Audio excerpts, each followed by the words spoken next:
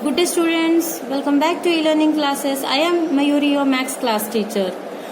Up to now we had studied exercise 3.1. Now we are successfully running towards exercise 3.2. So before going towards exercise 3.2, we are going through some definitions. See here, what are the definitions? Mode, median, mean.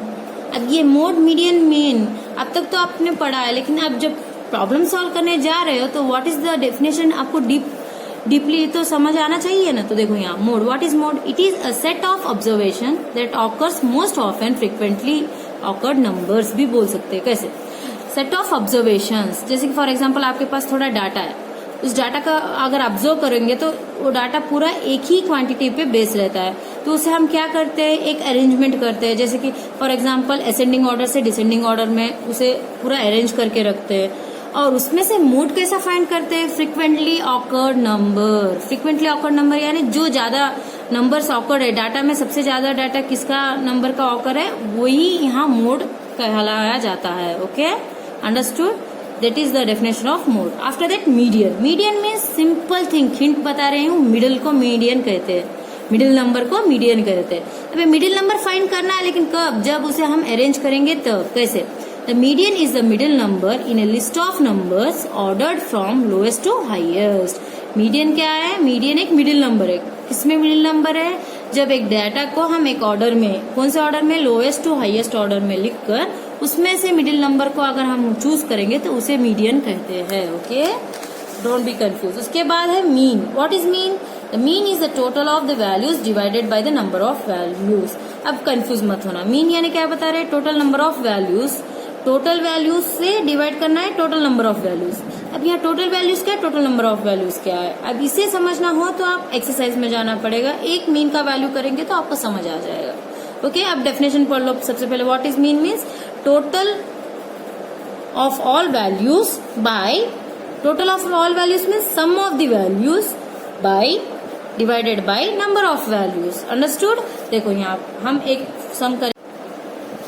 सी है exercise 3.2 में कैसे find करते हैं. सबसे पहले let us arrange the data of some in mathematics test of 15 students. इसे arrange करना है. कौन से ऑर्डर में अरेंज करना है? From lowest to highest.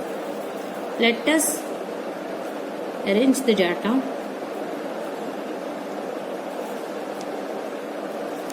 From lowest to highest.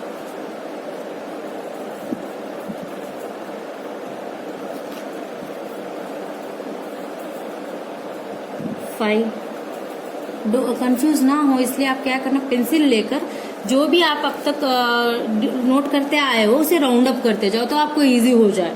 5 लिया है तो 5 को राउंड अप करना है.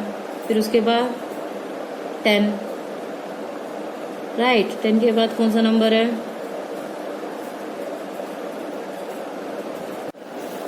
See all of you, I had write it in an arrangement from lowest to highest. उसके बाद हमें क्या फाइंड करना है? मोड फाइंड करना है. अब मोड का क्या है? Frequently occurred number. यहाँ देखा जाए तो फ्रिक्वेंटली ऑकर्ड मार्क्स कौन से? देखो ज्यादा मार्क्स, एक ही मार्क्स किसको आए? देखो यहाँ 20 मार्क्स, 4 जन को 20 मार्क्स आया, बाकी सबसे ज्यादा है. तो यहाँ मोड क्या हुआ? Frequently ordered number. What is it? Frequently occurred number 20, right. Mode is 20 as it appears 4 times.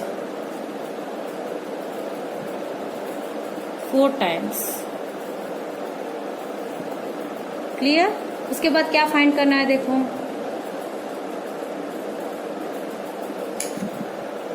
Middle value of the data find करना है ना, मीडियन फाइंड करना है. मीडियन कैसे फाइंड करोगे? मीडियन यानी क्या है? Middle value. अब हम क्या करेंगे, ये कितने नंबर से देखेंगे? 1 2 3 4 5 6 7 8 9 10 11 12 13 14 15. 15 ऑब्जर्वेशन है तो 15/2 कर दो, हो गया. 2 1 2 2 7 14 पॉइंट आया, राइट. तो यहाँ 7 नंबर के बाद का जो नंबर है वो ही मिडिल नंबर है. कैसे? हमने तो फाइंड कर दिया, मिडिल यानी बाय 2 किया तो मिडिल नंबर आएगा ना. तो 7 के बाद जो नंबर है वो कैसे फाइंड करेंगे? Places, arranging places. 1 2 3 4 5 6 7. यहाँ तो 7 हो गया. 7 के बाद का जो नंबर है वो कौन सा नंबर है? यहाँ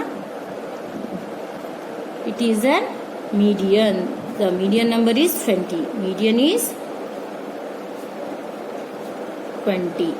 अंडरस्टूड? दूसरा भी फॉर्मेट है, यहाँ आधा रहेगा, बीच में एक रहेगा, वही मीडियन होगा। देखो अभी 1 2 3 4 5 6 7, यहाँ 1 2 3 4 5 6 7, यहाँ 7 7 निकाला है, बीच में एक नंबर है वो 20। Next second, the runs scored in a cricket match by 11 players is as follows.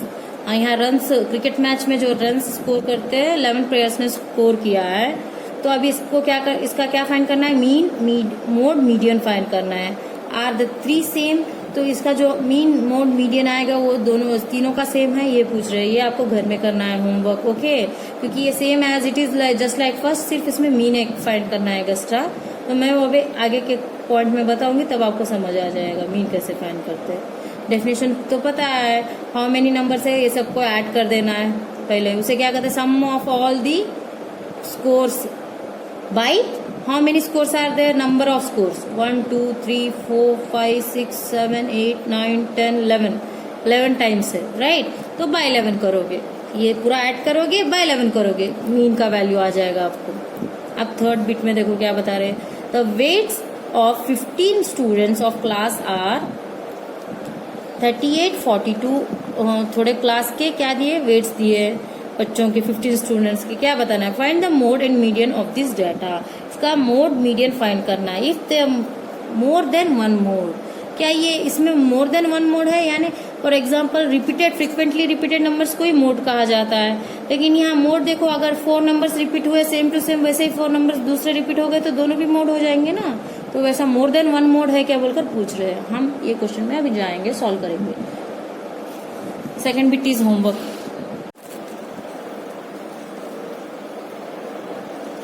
सी है all of you in third bit. पहले हमने क्या किया, इसे अरेंज किया है असेंडिंग ऑर्डर से और असेंडिंग ऑर्डर में अरेंज किया है, यानी लोएस्ट फॉर्म से हाईएस्ट फॉर्म को अरेंज किया है।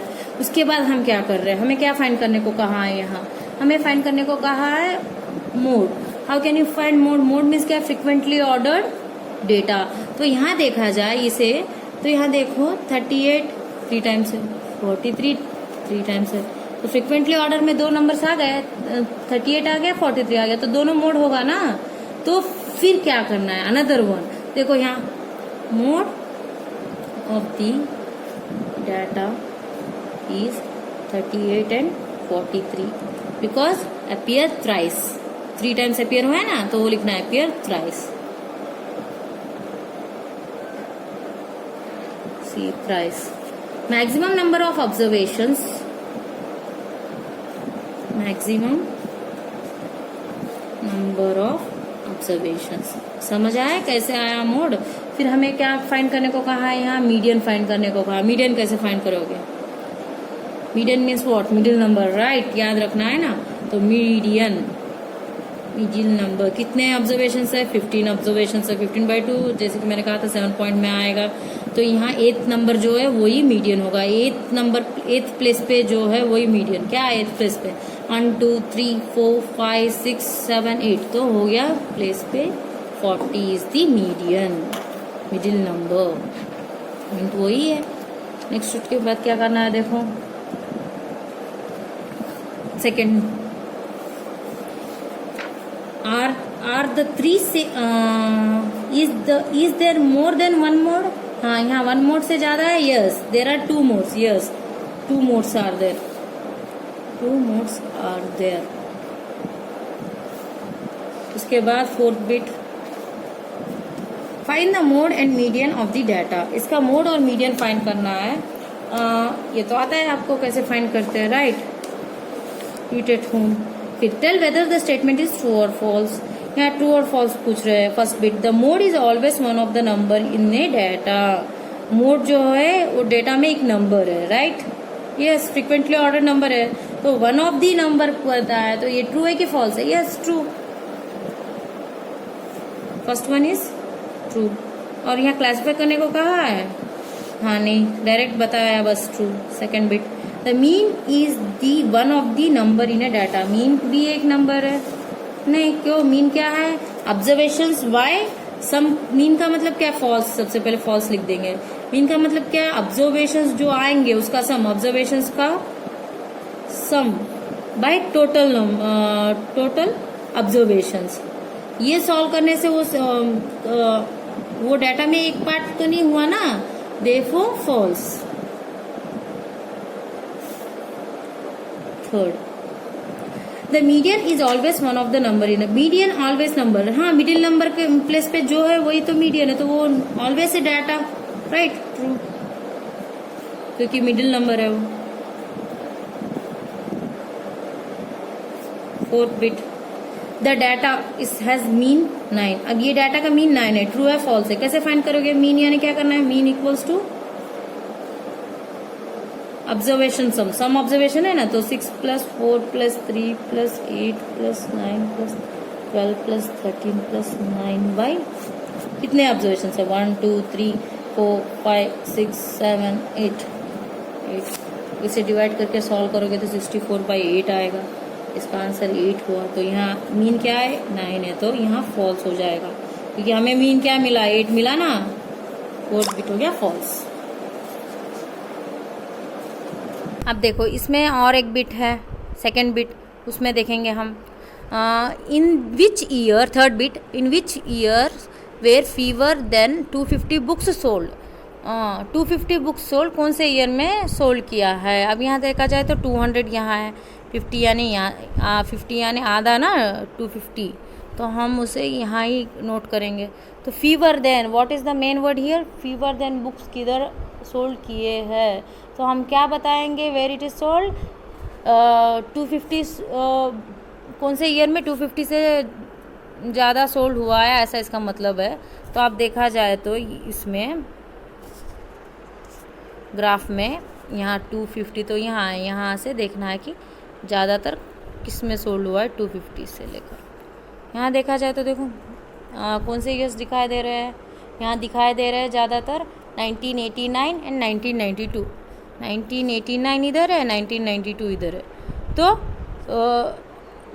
टच नहीं हुआ है ना बार, तो और टच होने के लिए बोले तो for example I am saying that fewer than, ये फॉर्मेट जो है फीवर देन 250 बुक्स सोल्ड, बोलते 250 बुक्स सोल्ड करने तक टारगेट किसने कंप्लीट करने के लिए रेडी है, यानी अभी तक कंप्लीट नहीं किया, करने वाले हैं, वो कौन है? 1989 एंड 1992। हाँ, ओके, अंडरस्टूड। उसके बाद का फॉर्मेट देखो, सेकेंड क्वेश्चन, ये fourth bit, can you explain how you would estimate the number of books sold in 1989। Explain करो कि आपने 1989 में अब तक नंबर ऑफ बुक्स कितने सोल्ड किए, तो कितने सोल्ड किए कैसे बताओगे? ग्राफ अगर देखोगे क्लियरली तो आपको समझ आएगा। ग्राफ किधर है? मिल गया ग्राफ। इस ग्राफ में अच्छे से ऑब्जर्व करो, क्या बता रहे हैं यहाँ, क्वेश्चन क्या है? Would estimate the number of books sold in 1989, पूरा एस्टिमेट बताना है। 1989 में कितने बुक्स सोल्ड हुए? 1989 इधर है, राइट। इस 1989 में कितने बुक्स सोल्ड हुए एस्टिमेशन बताना है। इसके 4 पार्ट्स कर रहे थे हम, राइट। 1 2 3 4 पार्ट्स करने से क्या आया देखो, 1 2 3 4, तो एक होगा 25 50 75 100, राइट। तो 1989 कहाँ है बोले तो 100 से ज़्यादा है, तो कितना ज़्यादा है? यानी 100 के 200 के बीच में है 1989, तो 100 और 200 के बीच। We are doing graph students, exercise 3.3 question number 3। Textbook में देखा जाए तो आपको समझ आ जाएगा कि हम कहाँ जा रहे हैं, क्या कर रहे हैं, राइट। तो ये क्वेश्चन नंबर 3 में हम क्या कर रहे हैं, ग्राफ में देखो। सबसे पहले number of children in 6 different classes are given below, represent the data of a bar graph. ये डाटा बार ग्राफ में रिप्रेजेंट करना है। हमें नंबर ऑफ स्टूडेंट्स दिए हैं एज वेल एज चिल्ड्रंस दिए हैं एज वेल एज क्लास दिए, 5th 6th 7th 8th 9th 10th। और फिर क्या पूछा, how would you choose a scale. तो हम जब बार ड्रॉ करोगे तो स्केल तो चूज करना पड़ेगा कि हम कितने स्केल पे ड्रॉ करें। यहाँ अगर ऑब्जर्व करेंगे तो देखो सब तो 10s मल्टीपल्स दिख रहे हैं, राइट। 10 20 30, लेकिन कहाँ से स्टार्ट हुआ? 80 से स्टार्ट हुआ है ना, तो 80 90 100, यानी यहाँ 80 से नजदीक में ही है, लेकिन 10s मल्टीपल्स दिख रहे हैं। तो हम क्या करेंगे, स्केल जो ले रहे हैं 10s का स्केल लेंगे, लेकिन हम जब स्टार्ट करेंगे तब क्या करेंगे, 80 से स्टार्ट करेंगे, तब हमारा ग्राफ इजी होगा। तो हम उसे कैसे लिखेंगे, how would you choose the scale, scale कैसे चूज कर रहे हो, तो हम we are choosing a scale of 10 units. और इसका ग्राफ जो है उसे कैसे लिखोगे कि 10 यूनिट स्केल चूज कर रहे हैं और हम उसमें स्टार्ट किधर से कर रहे हैं, 80 से स्टार्ट कर रहे हैं, बिकॉज 80 से किधर तक स्टार्ट कर रहे हैं, लास्ट नंबर 135 तक एंड करना है ना, इसलिए तो हम उसे कैसे लिखेंगे, to choose an approximate scale, to choose an approximate scale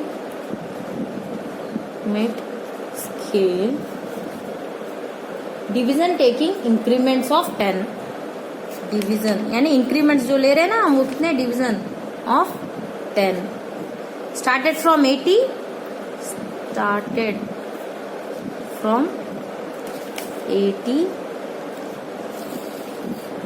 ऐसे बढ़ते जाएंगे ना, 80 started from 80 in the scale at a value greater than 135 and scale at a value किधर तक, ये 80 से तो स्टार्ट करेंगे, कहाँ तक एक्सटेंड करते जाएंगे इसे, स्केल 135 है ना, तो उससे 135 से ज्यादा क्या है, थोड़ा सा 10 multiple 140 and the scale ended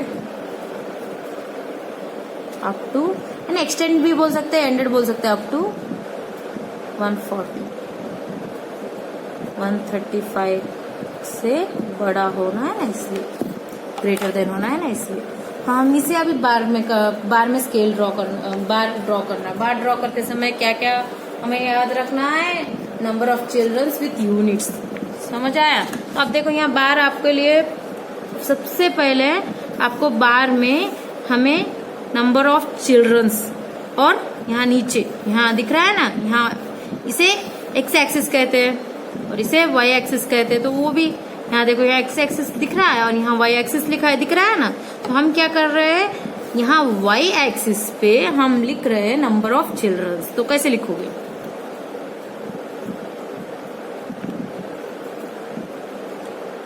bar graph में कभी भी पेंसिल का यूज करना है, आपको दिखाई देगा, इसलिए मैं क्या यूज कर रही हूँ, पेन यूज कर रही हूँ, नंबर ऑफ चिल्ड्रंस। तो नंबर ऑफ चिल्ड्रन में क्या क्या नंबर्स है, 135, तो हमने स्केल किसका लिया, 10 का लिया ना, तो इधर से स्टार्ट करने को कहा, 80 से, तो देखो यहाँ देखो डार्क वैल्यू में एक बार ग्राफ दिखेगा, उस पे आपको नंबर्स लिखते जाना है, तो कहाँ से स्टार्ट करोगे, 80 से,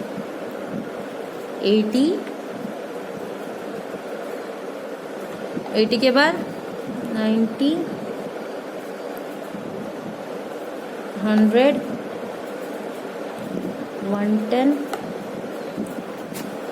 120, 130, इधर तक दिया है हमें 140, हो गया। जैसे कि हमने 140 तक लिया, चाहे तो एक्सटेंड कर सकते हैं, चलो मैं 150 भी लिख दूंगी, लेकिन ओके।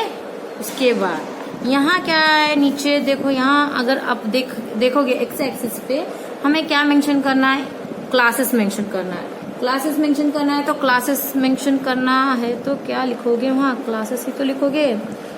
तो मुझे एक बात बताओ, बार ग्राफ जब ड्रॉ करोगे ना, तो उधर ही क्लास लिखो, तो आपको कंफ्यूज ना होगा। जैसे कि फर्स्ट वाला कौन सा क्लास है, 5th,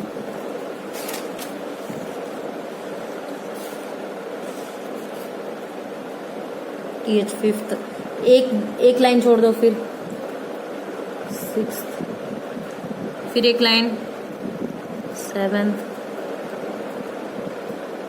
उसके बाद फिर से एक लाइन 8th, फिर उसके बाद 9th, 10th, जहां हमने लिखा है उधर ही ग्राफ बनाना है हमको, राइट। उसके बाद हमें क्या मिला है, हमने यूनिट कितना लिया, 1 यूनिट इक्वल्स टू 10 चिल्ड्रन, वो भी हमें स्पेसिफाई करना है।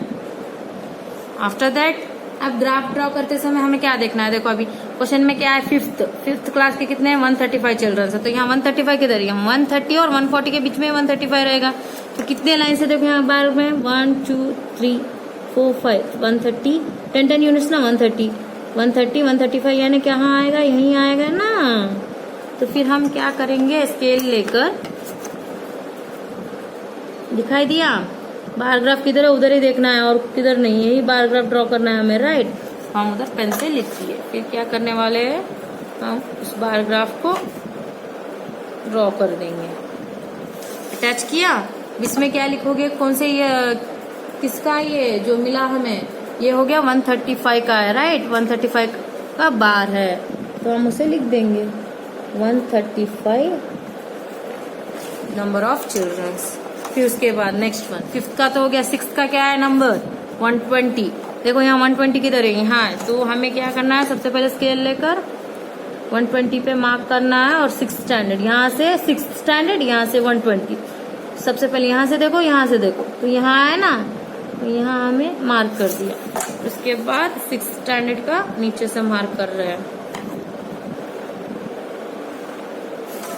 हो गया। ये कितने स्टूडेंट्स है? 120 स्टूडेंट्स।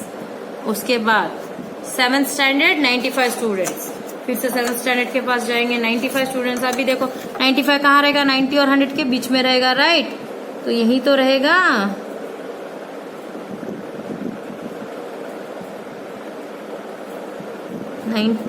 ये देखो, राइट? इसमें आधा, इसमें आधा, 90 और 100 के बीच में रहेगा, राइट? हो गया। बार ग्राफ में कंफ्यूज मत होना। फिर उसके बाद उसे ड्रॉ करते समय हो गया। फिर उसमें ये हो गया 95। आफ्टर दैट एथ वाला देखो क्या है बार ग्राफ में? 100 डायरेक्टली आपको इधर दिखाई दे रहा है ना, तो वही बार ग्राफ में आपको ड्रॉ करना है।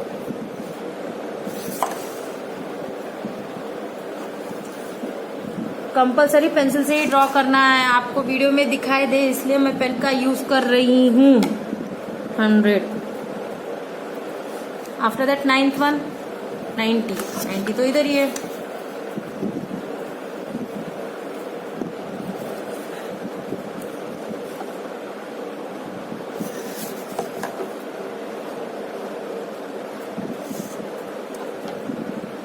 टेंथ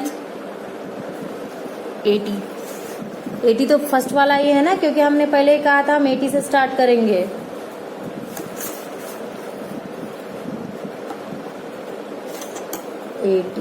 अब नेक्स्ट वन क्या कर रहे हैं? हम इसे शेड कर रहे हैं। शेड करने का काम आप कर देना।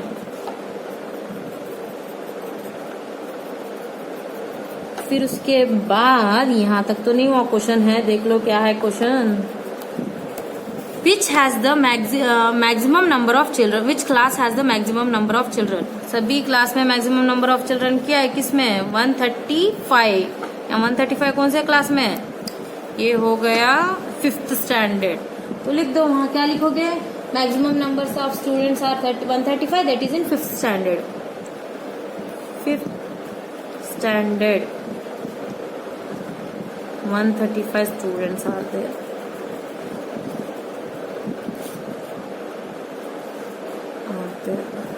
उसके बाद which class has the minimum number of children? Minimum number यानी कम नंबर ऑफ चिल्ड्रन कौन से क्लास में? यहाँ सबसे ज्यादा 10th स्टैंडर्ड में ही तो कम है, दिख रहा है ना? तो क्या लिखोगे? 10th स्टैंडर्ड लिखोगे। स्टैंडर्ड कितने स्टूडेंट्स है 10th स्टैंडर्ड में? 80 स्टूडेंट्स।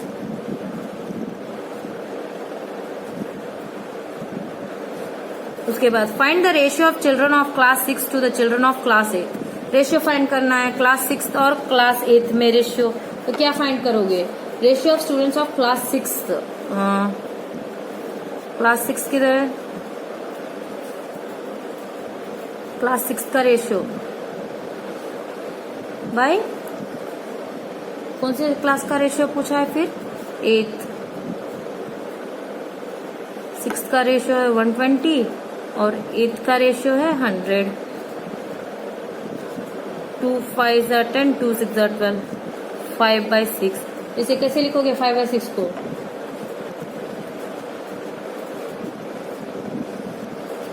सॉरी यहाँ 6 है, यहाँ 5 है। 6/5। 6/5। तो 6/5 रेशियो को कैसे लिखोगे? सिर्फ इतना लिखना है, the ratio of children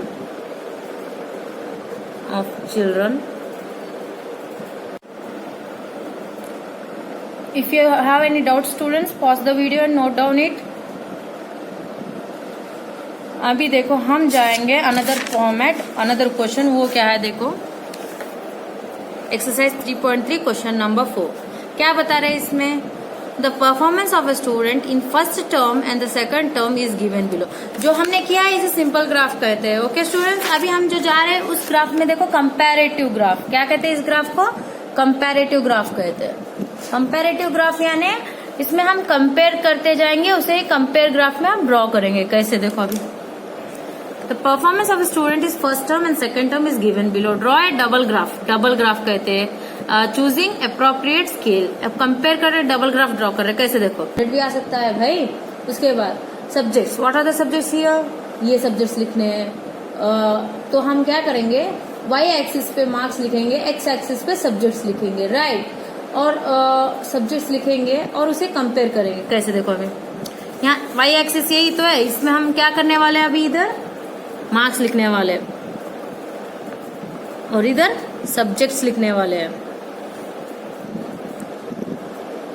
right. अब ये मार्क्स में कहाँ से स्टार्ट करने वाले कहा था मैंने, 65 से स्टार्ट करेंगे कहा था ना, तो 65, 65 के बाद 70, 75 यानी 5 यूनिट्स का डिफरेंस लिया है। 80, 85, 90, 95, 100। उसके बाद क्या करना है, 100 तक तो ले लिया है। फिर उसके बाद हमें सब्जेक्ट्स लिखने हैं। क्या है सब्जेक्ट्स? सब्जेक्ट्स लिखते हो, डोंट बी कंफ्यूज। दो सब्जेक्ट एक ही है, लेकिन उसके जो मार्क्स है दो कंपैरेटिव मार्क्स है। तो हम क्या करेंगे, दो लेंगे ना, तो हम बीच में लिखेंगे इंग्लिश 2 ले रहे हैं ग्राफ्स, हिंदी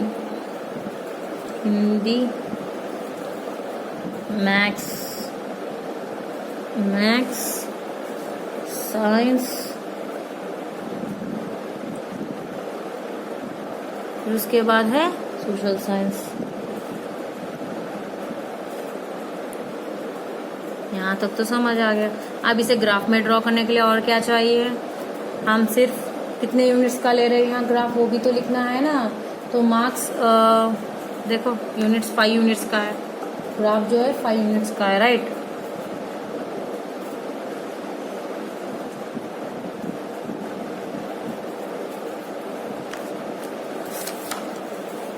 फिर उसे ड्रॉ करते समय इंग्लिश में कितने मार्क्स है, फर्स्ट टर्म में 67 मार्क्स, सेकेंड टर्म में 70 मार्क्स। तो 67 किधर है, देखो यहाँ 1 यूनिट का है ना ये, तो 65, 66, 67, तो ये हो गया 67। से ड्रॉ करते समय यहाँ लिखोगे 67, ये हो गया 1 का। फिर सेकेंड टर्म में कितना है, 70 है उसी बच्चे को, तो वो भी लिख दो इधर ही 70। तो फिर उसके बाद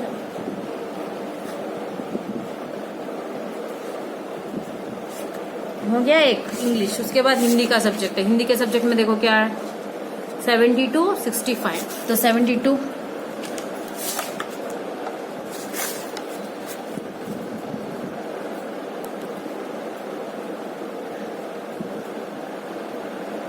65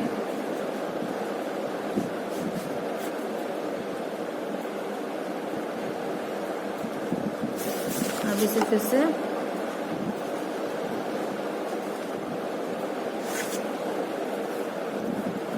after that max 88, 95, 6, 8, 7, 88,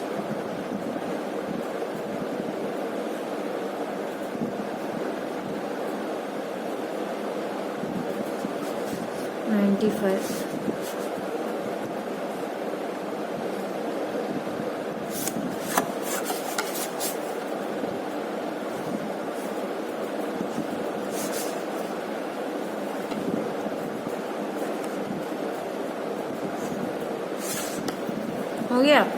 after that again 81, 85, 81 किधर है देखो, 81 होगा इधर, साइंस मार्क्स है ना ये 81। After that 85,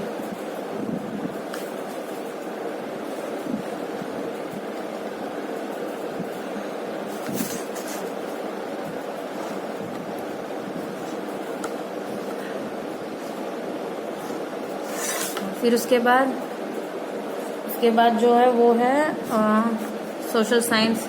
73, 75।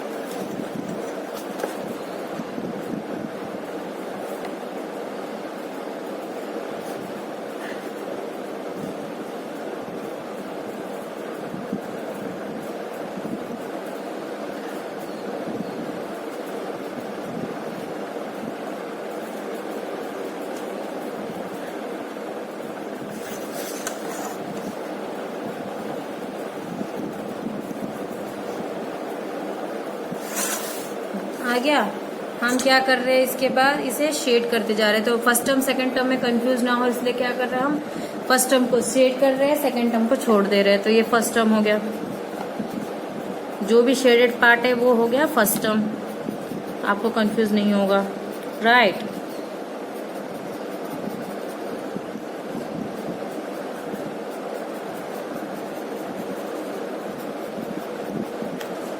Understood. After that अब इसे हम कैसे डिस्प्ले करेंगे कि हम शेडेड फिगर मार्क्स को फर्स्ट टर्म कर रहे हैं वो यहाँ लिख देंगे, फर्स्ट टर्म। ये हो गया सेकेंड टर्म। तो यहाँ फर्स्ट टर्म में क्या हो रहा है, शेड हो रहा है, सेकेंड टर्म में शेड नहीं हो रहा है। ये हो गया अभी तक हमने किया वाला ग्राफ। हम क्या कर रहे हैं अभी, हम अभी 1 यूनिट इक्वल्स टू 1 मार्क, ये भी तो लिखना है इंडेक्स फिगर में। ये सबको जो हम यहाँ लिख रहे हैं ना, इसे इंडेक्स कहते हैं। क्या कहते हैं, पूरे फॉर्मेट को इंडेक्स कहते हैं। क्यों इंडेक्स कहते हैं, क्योंकि जब ये इंडेक्स को देखकर हमें पता चल जाएगा थोड़े वर्ड्स। अब इसे फर्स्ट टर्म सेकेंड टर्म सब में तो लिखना पड़ेगा ना, तो हम यहाँ लिखते जाएंगे 65, 70। ये हो गया 65, 71, 67 है, सॉरी 67, 70। फिर उसके बाद 72, 65। After that 88, 95, 88, 95। वैल्यूज भी तो लिखने हैं, 81, 85, 73, 75। यहाँ देखो, यहाँ क्या हुआ, सोशल स्टडीज में 73 है, कुछ कंफ्यूज हुआ है। देखो